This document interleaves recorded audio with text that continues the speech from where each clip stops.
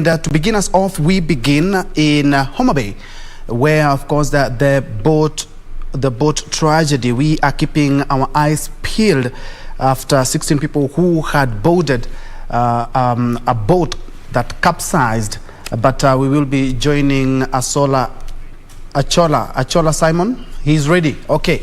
I'm informed by my director that Achola is on standby with the latest. Achola, kindly bring us up to speed with the latest. Who are leading the rescue operations?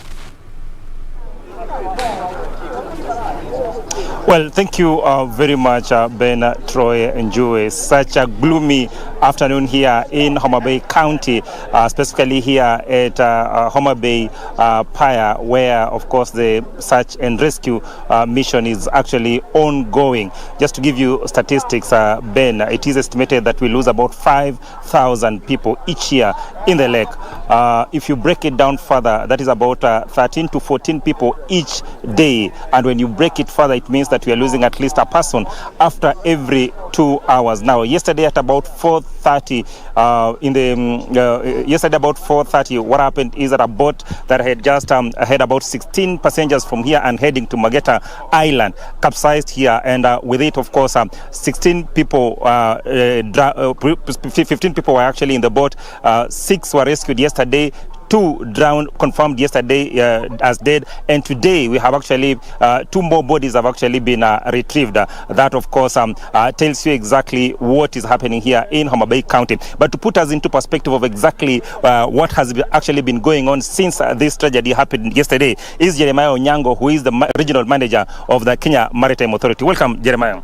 Thank you so much. My name is Jeremiah Onyango, Branch Inspector, Kenya Maritime Authority, this region of Nyanza, Western Nyanza, covering 5 bodies within Lake Victoria.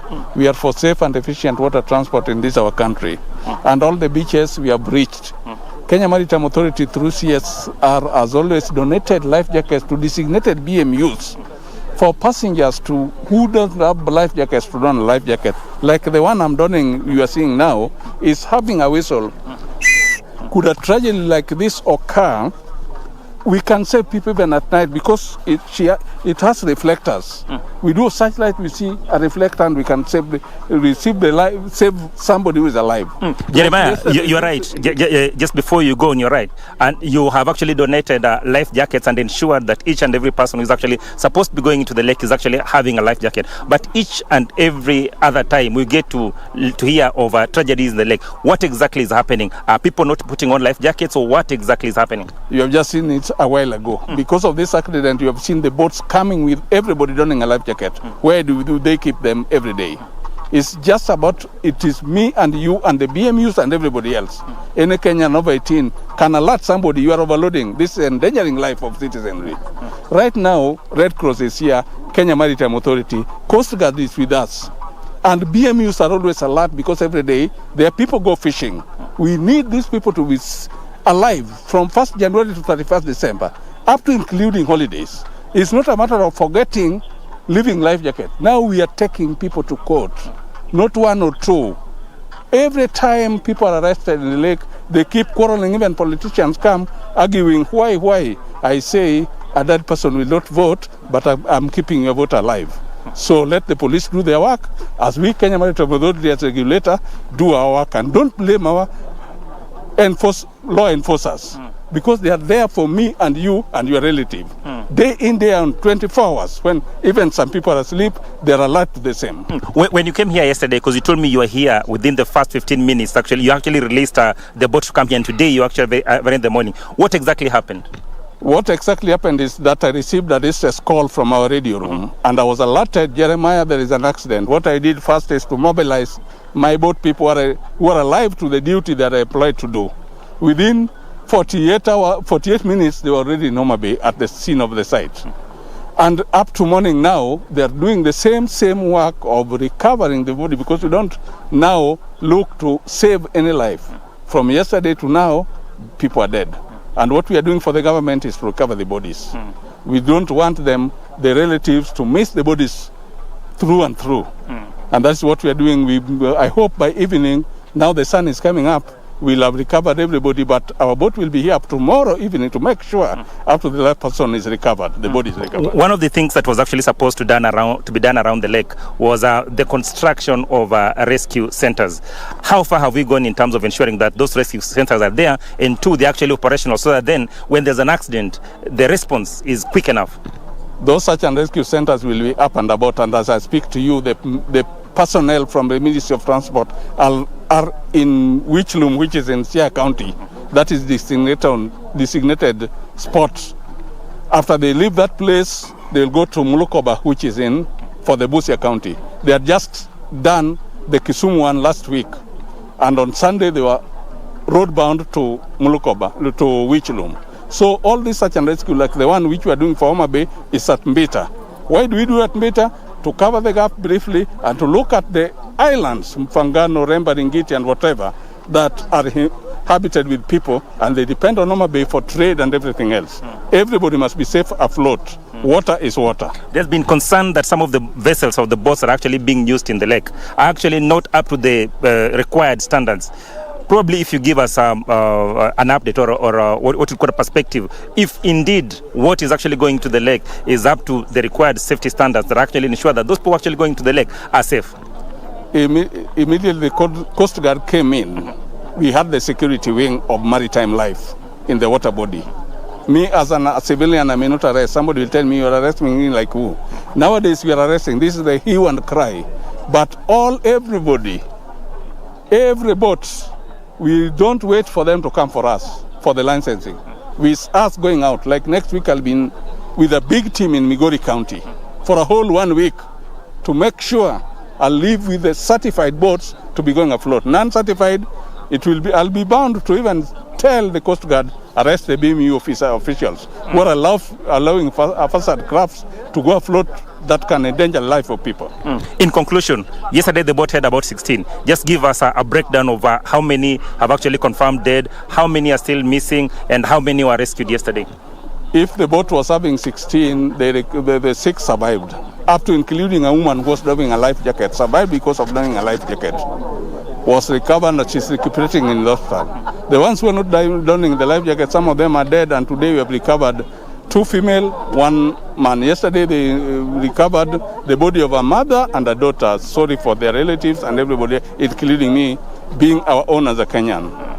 Thank you very much, of course, Jeremiah. That is Jeremiah, of course, breaking it down for us exactly what happened yesterday up until now, the number of bodies they've actually retrieved, the number of people they've actually rescued, and of course the retrieval mission that is actually ongoing. But Troy, just before I let you go, I want to paint for you a picture of exactly what is happening here at the Homa Bay Pier. What has actually been happening since morning is that the boats that have actually gone deep into the lake to try and retrieve the bodies of those who are actually suspected to have perished in the tragedy yesterday are actually going further, and what we actually seeing is that each and every time they come here, you will see a crowd surging towards the shore of the lake, just in anticipation of either one of their relatives or a person who's actually been retrieved from the lake. Such an emotional spectre here at the Homa Bay beach pier, and of course when they come here, when they come back is usually to refuel or actually to take food, so that then those who are actually leading the retrieval mission can actually continue with the work. What has happened for the last 2 or so hours, around 12:20, there was a body that was actually brought in for an elderly woman, and just about 12:50, another body has actually come in, and as you can see, this is exactly what is happening, is that those who are actually mandated with a retrieval of bodies from the lake actually going to the lake, and when they come back with either the news of having discovered a body, or the news of actually wanting more fuel, or wanting to replenish, of course, their energy before they go back to the lake. And if my colleague can actually just show what is actually happening here, a crowd has actually been gathered here since yesterday, and if he can actually just pan to us the other side, is that the crowd has actually been gathered here since yesterday, and most of them are actually just onlookers, and some of them are actually relatives to those who have actually been lost in this tragedy, and they've actually been here. We've actually seen also religious leaders who've actually come there curious onlookers, and of course friends and relatives of those who've actually perished in the tragedy. We are hoping, as Mr. Jeremiah has actually just said, is that by close of business today or tomorrow, they will have actually completed the mission that actually brought them here, and probably all the bodies that are actually suspected still stuck in the lake would have actually been retrieved, so then everything goes on. But most importantly, Troy, that just as Jeremiah has said, is that it is important that each and every person who's actually going into the lake is actually donning a life jacket, so that then if there's a tragedy, if there's an accident, then the chances of you surviving is actually high. Back to you, Troy. Thank you so much, Simon Achola, there at the Lake Victoria in Homa Bay, and giving us an insight of the recovery efforts by the Kenya Maritime Authority and the Kenya Red Cross Society there. And something that Jeremiah has observed is that a lot of people are going into the lake without donning the life jackets, which is also posing a threat in case an accident happens. And something also quite disturbing is that 5,000 people are losing their life in the lake each and every year. Thanks, Simon. We'll keep an eye on that developing story. Well, moving on, Treasury has released 2 billion shillings towards drought mitigation as directed by President Uhuru Kenyatta.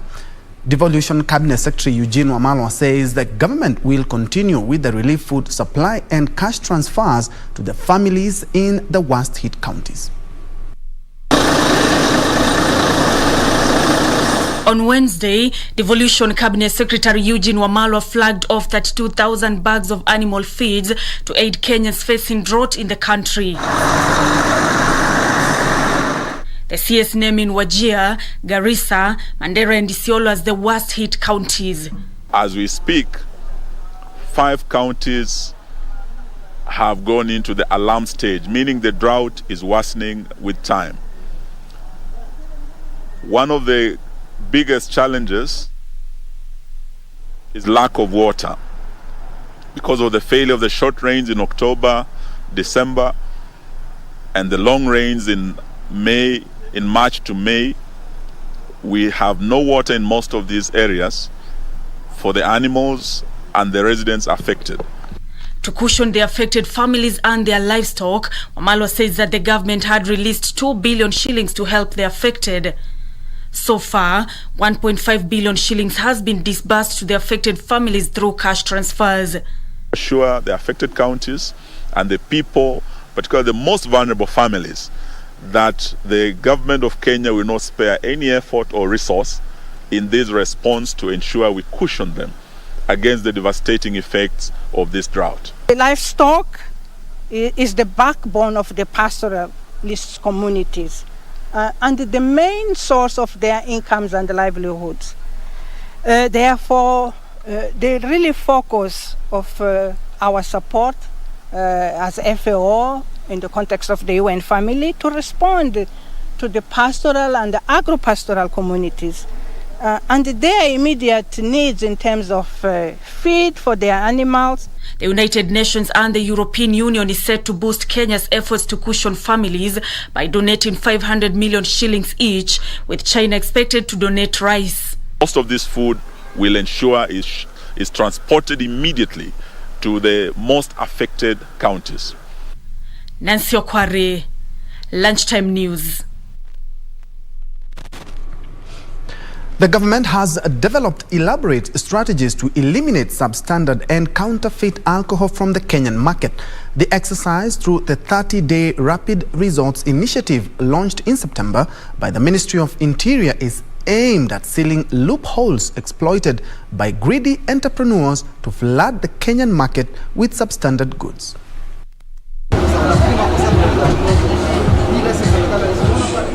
A multi-agency security team in Mombasa launched a fresh crackdown on illicit brew, drug abuse and other criminal activities in the coastal city.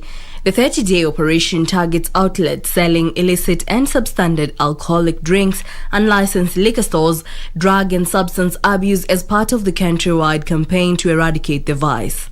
Coast Regional Commissioner John Alungata said state agencies will intensify the operation and it will extend to the port of Mombasa, where substandard and counterfeit products find their way into the local markets. Kuangalia standards za pombe ambayo tunakunywa.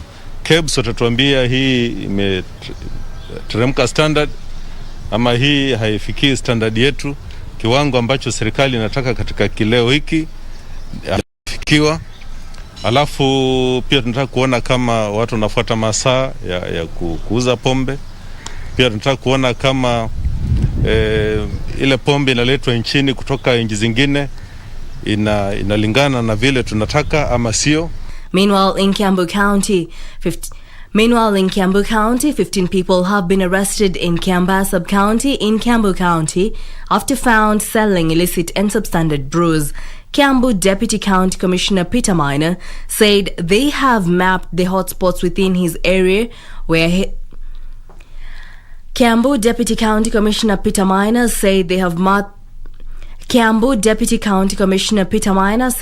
mapped the hotspots within his area where they will concentrate to eradicate the menace. Oops.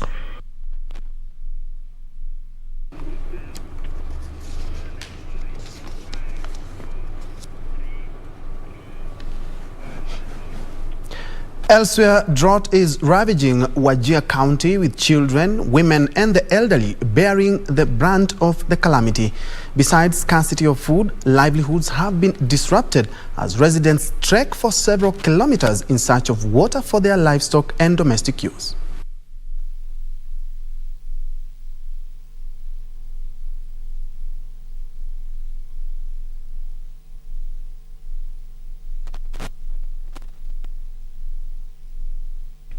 This is the harsh situation in Lele village in Wajir South constituency, occasioned by the drought that is ravaging at least 10 counties in the country. Food and water are scarce commodities here, eroding the resilience to hardships of the locals, especially the young ones, women and the elderly. So wale wanabaki hapo ni watoto, akina mama, wazee, wale ambao hawajiwezi. Hata kuna mifugo wengine ambao hawawezi kutembea kutafuta malisho na maji huko nje.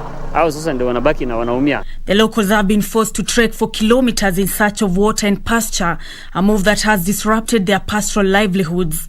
Zile mbuzi ambazo zilitoka hapa asubuhi kwenda kutafuta malisho kurudi ni saa 4 usiku, na wakati ilitoka hapa pengine asubuhi zilikuwa 20. Hatujui kwamba 15 ndio itarudi ama ni 10 itarudi ama ni 5 itarudi. Getting water can take between 1 to 2 days if lucky. The dire situation has been caused by a rainfall deficit of 3 years. Food scarcity risks taking a toll on the population if they do not receive relief food soon. Serikali ya kaunti wanangangana, lakini wamezidiwa na mzigo. Hii mzigo ya ukame ni kubwa sana, si kitu ambaye wao wanaweza kuihimili au kuimaliza. Tunaomba serikali kuu wasaidie watu kutafutia chakula na maji. Nancy Okware, Lunchtime News. In other news, Iran ambassador to Kenya, Jafar Bamaki, has reiterated his country's call to silence guns in Africa through promotion of culture. Bamaki said while guns are designed to protect lives, they can easily be lethal and destructive when they land in the wrong hands, as witnessed from several accidents across the world. In commemorating the International Day of Peace and Dialogue, Iran ambassador to Kenya, Jafar Bamaki, said 1,000 people die every day from gunshot wounds, while 3 times that number are left maimed. Bamaki said gun misuse in Africa and the world at large remains a major concern, calling for partnerships among stakeholders to proliferation of such. 1,000 people die each day from gunshot wounds, and 3 times as many are left with severe injuries. I want all of you to pass this humble message that silencing the guns is not an option but a priority for a better tomorrow. The celebrations coincided with conclusion of the World Cartoon Festival on applying arts and culture in silencing guns in Africa, a competition that brought together artists from across the globe to showcase their creativity in line with the theme to silence guns in Africa.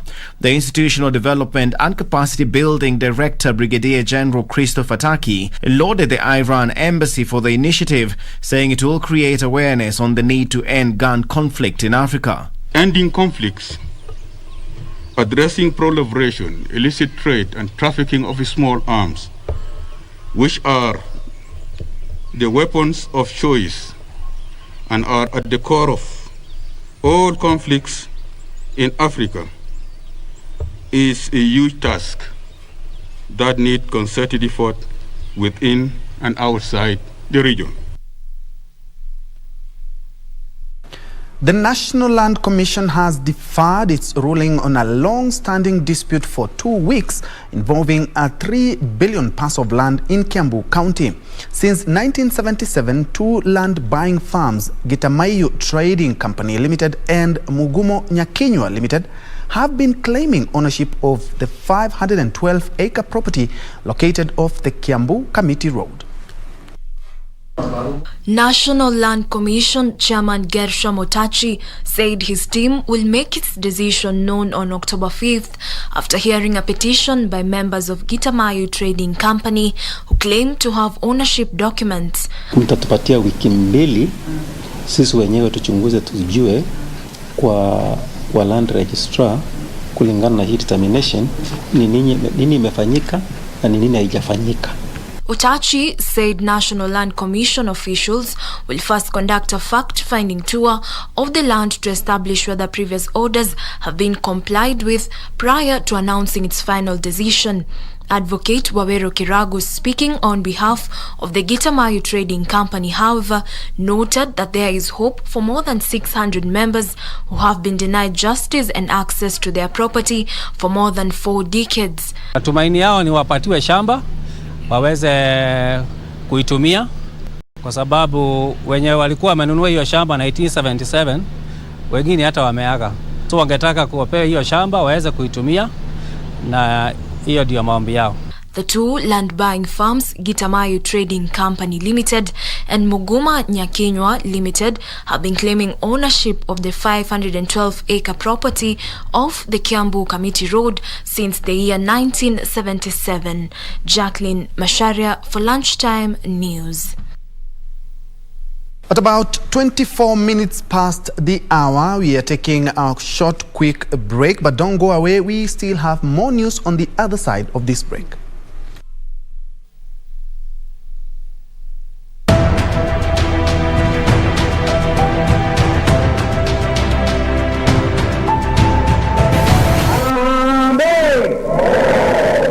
Bado kabisa kutosha hiyo. Sasa kidole kile cha moto, ile bunduki ya moto iliyoshinda KPU juzi. Onyesha juu ile bunduki ya moto. Basi ni furaha kubwa kwetu. Mimi naona ya kwamba furaha hii ni kama ile furaha ya kula dume kesho tutakayokuwa nayo.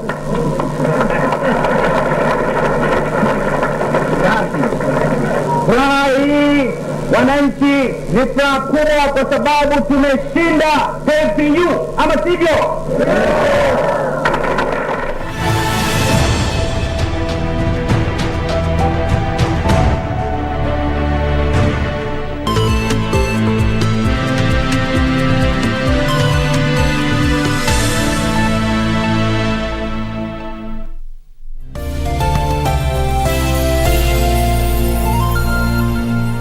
Ili kupata sikiza tune hii ya kibeti, bonyeza star 811 star 962 hash. Aje umefanya vizuri sana kunifikia hii simu sasa. Nimekuwa na stress kutoka asubuhi kabisa. Na ni huyu mtu ambaye alikuwa anapatiana majina ya vitu. Kwani hakutufikiria sisi watu wa Eastern Ukambani? Ni nani alisema ati wife kwa Kiswahili ni mke? Na akasema ati handbaka. Hii inabebwa na mwanamke handbaka. Ati kwa Kiswahili ni kibeti. Huku kwetu mke ndiye kibeti. Ili kupata sikiza tune hiyo ya kibeti, bonyeza star 811 star 962 hash. Star 811 star 962 hash.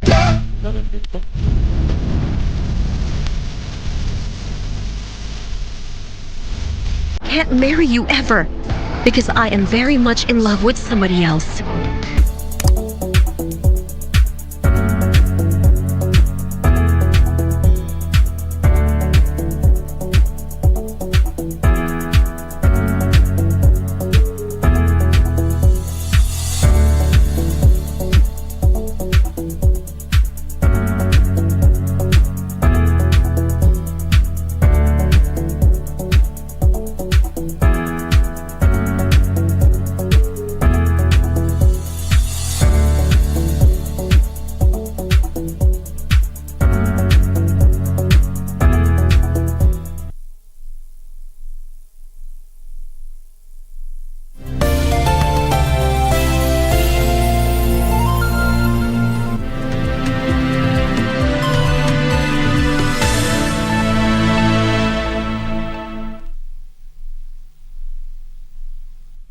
Welcome back, and in case you just joined us, this is KBC Lunchtime News. Moving on, the Isaac and Harti Council of Elders are asking the government to cancel all leaseholds on parcels of land in Isiolo County. The elders say the existing long-term leases on land in the region has left many members of their community landless with nowhere to call home. As the grace period given to Kenyans to forward their accounts of historical land injustices drew to a close, a section of locals in Isiolo are optimistic that historical wrongs will finally be made right. Tuna matumaini mengi na tuna imani nyingi sana kwa sababu tumeamini na tumeiona tuko na evidence ya kutosha na tumetimiza zile masharti. The Isaac and Harti communities say they have been turned into squatters on their ancestral land. We are claiming our rights to revert back to our land. What happened is, in the early 60s, when there was the secession movement, our people were evicted and dispersed from that area. Over the last 1 month, Kenyans have been submitting their grievances to the National Lands Commission. Kuanzia kesho vile a committee itatengenezwa from Nairobi kwa sababu hii exercise inafanyika all over the country kwamba kila county watu wana present. The two communities in Isiolo are claiming some 1,068 square miles of land. Reporting for Lunchtime News, I'm Wamboi Otiende. Elsewhere, it was a glimmer of hope for small-scale traders at Kangangi Market in Kiambu Town after receiving a 1 million shilling donation from the Deputy President William Ruto to boost their businesses. The DP, through the women representative Gadoni Wamushomba, was making good his pledge during his tour of the market over the weekend. The traders, led by their chair George Mwenja Ngugi, expressed appreciation for the gesture.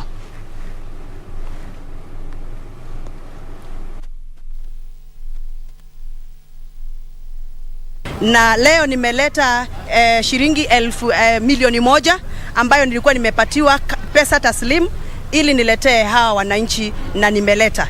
Wengi wanaweza ona kama haitatusaidia juu pengine kuna watu wengi wako na pesa mingi kutushinda, lakini sisi kwetu hiyo kidogo ndio tutatumia kama begu na ndio tutapanda, na najua itatusaidia. Still keeping tabs with the drought situation in the country, the national and county governments are working round the clock to help alleviate the effects of the ongoing drought on both humans and livestock. Garissa County Steering Committee on Drought has indicated to both governments the requirements for relief food and animal feed following their assessment of the adversity of the disaster in the county.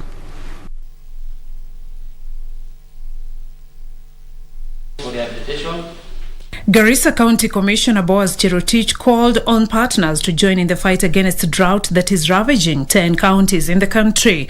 Cherotich, who is also the chair of the county's steering committee on drought, assured residents that the government was working towards mitigating the effects of the drought. We have organized ourselves in sectors, and therefore under the water sector, we have water tracking which is running through the support of NDMA, the National Drought Management Authority. The county government has also given us support, UNICEF and other development agencies. So we have targeted those sub-counties which are seriously affected. He called for collaboration with government agencies and development partners to ensure maximum use of resources and avoid duplication of services. So overall, what we are trying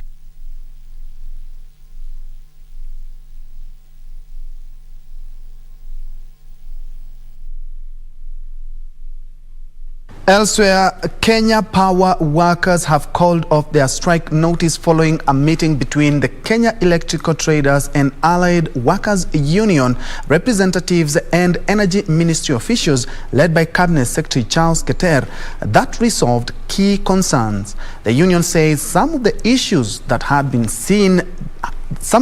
had seen the workers pushing for dissolution of the board of directors would be addressed within a month. I want to say the meeting has been very successful. It has been a win-win for all of us. That when people come and sit down, there will be always ways of sorting out issues. And I want to say that we've agreed with the union that the issues which are there, we give ourselves dialogue, then we sit down and we sort them out, because the issues are within KPLC and within the government. And essentially we've given ourselves a timeline of about 30 days to sit down and look at those issues. We'll be communicating to our members to wait for the outcome of this deliberation, that after 30 days we will come with a way forward, and hopefully all the issues that that we raised will be addressed. Proposal that Safaricom have submitted to Kenya Power to do smart meters, install smart meters. So we've got issues, but we are happy the CS has intervened and we will be able to engage. I think that's clear. And even on the part of the board, the CS has said he will go out of his way to make sure that we have a sit down, the union also, with the board, and we tell them really our feelings and what should be done. And hopefully out of that, then there will be peace in the industry. Further afield, China will not build new coal-fired projects abroad, a move that could be pivotal in tackling global emissions. President Xi Jinping made the announcement in his address at the United Nations General Assembly. Here are the details of this and other stories from across the world. China has been funding coal projects in countries like Indonesia and Vietnam under a massive infrastructure project known as the Belt and Road Initiative.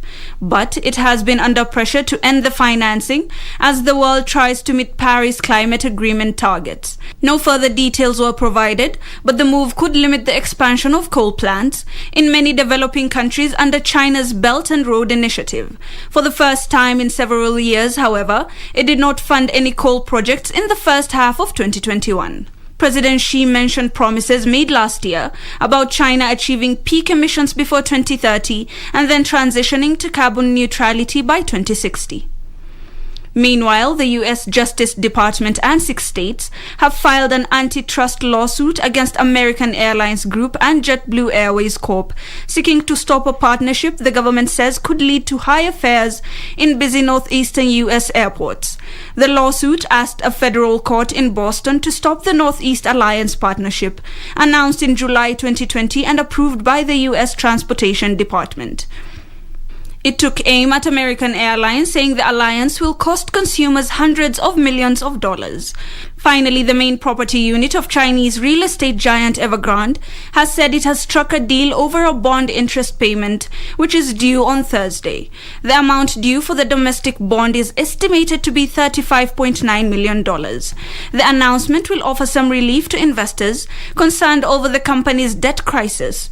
However, the world's most indebted developer is also due to make an $83.5 million interest payment on an overseas bond on Thursday.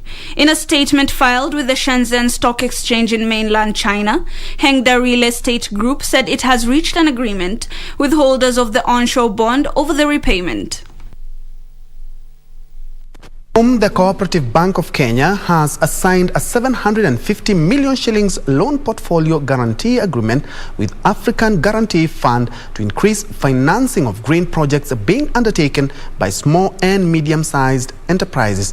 The cash will enable Cooperative Bank to increase financing to micro, small and medium-sized enterprises and promote emerging corporates in Kenya that are involved in green energy and solar installation projects.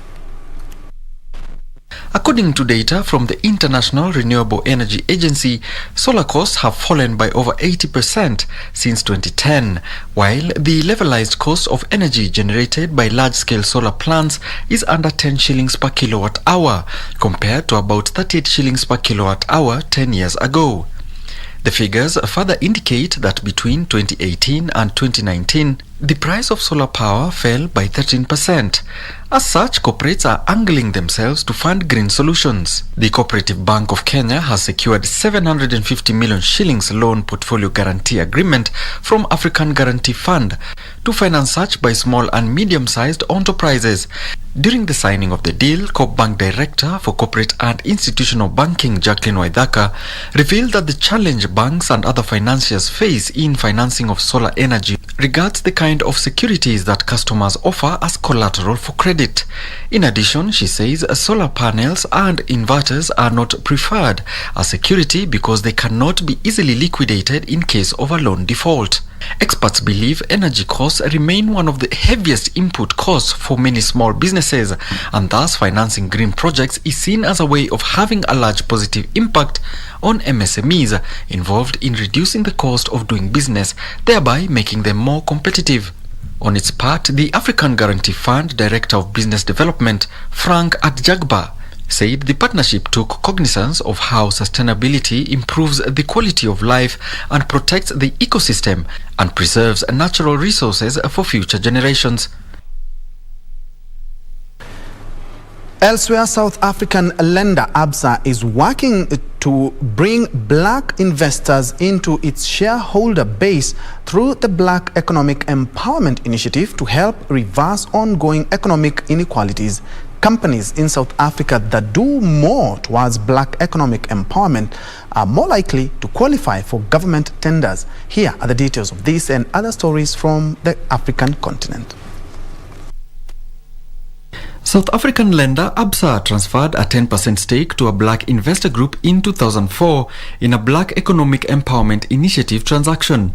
ABSA is working under a plan accounting for up to 8% of its share capital once the initiative has been implemented. The transaction is still under development but will be open to both third parties and staff members and is expected to be implemented in 2022. Black Economic Empowerment is a government initiative meant to reverse ongoing economic inequalities almost 3 decades after the end of apartheid, and encourages companies to meet quotas in areas such as black ownership, employment and procurement. Meanwhile, the Bank of Ghana has urged women entrepreneurs in the technology space to take advantage of innovations in the country's budding fintech industry to scale up their businesses. The sector provides many opportunities women could explore within the central bank's regulatory sandbox environment to test innovative applications to help expand access to finance for themselves. Launched last year, the program, organized in partnership with the Ghana Climate Innovation Center of the Ashesi University, provides business incubation and financial support to women-led or women-owned businesses that desired to launch new technologies or grow their businesses. Finally, the revenues from Egypt's Suez Canal rose by 11.6% to 4.09 billion in the first 8 months of 2021, as compared with $3.666 billion in the same period of last year. Prior to the pandemic, trade passing through the Suez Canal, which connects Europe and Asia, contributed to 2% of Egypt's GDP. About 12% of global trade, around 1 million barrels of oil, and roughly 8% of liquefied natural gas pass through the canal each day. Home tourism stakeholders at the South Coast have lauded the decision by the UK government to remove Kenya from the red list that restricted travel of citizens to the European nation. Bobby Kamani, Vice Chair of Diani Hospitality Owners Association, says hoteliers at the South Coast are optimistic of increased tourist arrivals from the UK. The UK moved Kenya, together with Egypt, Maldives, Turkey, Sri Lanka, Oman, Bangladesh and Pakistan, from its red list to the amber list, which has now eased the travel restrictions for travellers. Bobby Kamani, Vice Chair of Diani Hospitality Owners Association, expressed his relief at the announcement and optimism that tourist arrivals from the UK and other key source markets will pick up. The UK is one of our biggest source markets for tourism in this country, and especially even here for Diani Reef. The UK has been supporting us a lot with tourists from the UK. So for us, we're extremely happy that Kenya is finally off the red list. It's taken a long time, but at least we're finally off. Kamani says the recategorization, coupled with the announcement by KLM Royal Dutch Airline to start direct flights to Mombasa, would provide the impetus for increased arrivals at the Kenyan coast. So it's been a new and a very difficult, challenging time for most businesses around the world. As a hotel, trying to remain afloat has been something that, of course, us as well as all of our fellow hoteliers on the south coast and in the country have been trying to do. Keeping recruitment at a minimum has been one of the challenges because hospitality generally as an industry is something that is very labor intensive. For the past 5 months, the Kenyan coast has been heavily dependent on the Eastern European market, regional tourists, local travelers and conferences to stay afloat. I think it's something that has also taught us to remain resilient. It's also taught us to rely on other markets. So whilst the UK had shut down earlier this year, it taught us to rely on the Eastern European market. It taught us to rely more on the domestic market. So we've opened up new source markets, but we're just glad that we're getting back one of the traditional source markets from the UK. So the hoteliers say they are adhering to the recommended COVID-19 protocols at their premises. We have ensured that every employee on the ground has had their second dose as well of their vaccination. So our team here is fully vaccinated. It is a requirement not just from the Ministry of Health and the Ministry of Tourism, but it is also a requirement that our guests want. I mean, it's something that our guests are much more comfortable with having when they know that your team has been fully vaccinated before they're serving you. Reporting for Lunchtime News, my name is Hibak Said.